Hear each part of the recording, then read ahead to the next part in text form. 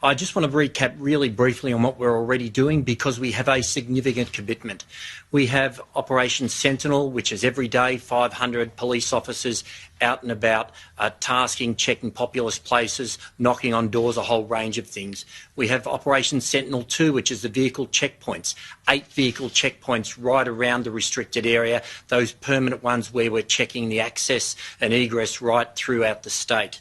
We have Operation Shielding, 160 transit police officers, transit protective services officers, I should say, and 80 police officers from transit who are out there every day, and they're making sure that there's public assurance, they're checking who should be in proper areas, and they're enforcing as you would expect them to be doing so. And from our perspective, though, the people, the vast majority who are doing the right thing, need to understand for those who aren't, there is a consequence. And there are consequences, and I want to be really clear on that.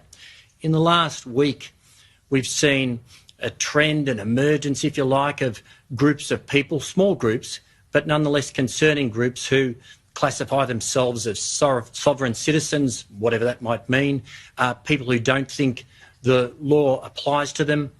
We've seen them at checkpoints, baiting police, not providing their name and address. On at least 3 or 4 occasions in the past week, we've had to smash the windows of people in cars and pull them out of there so they could provide their details because they weren't telling us where they were going. They weren't adhering to the Chief Health Officer guidelines.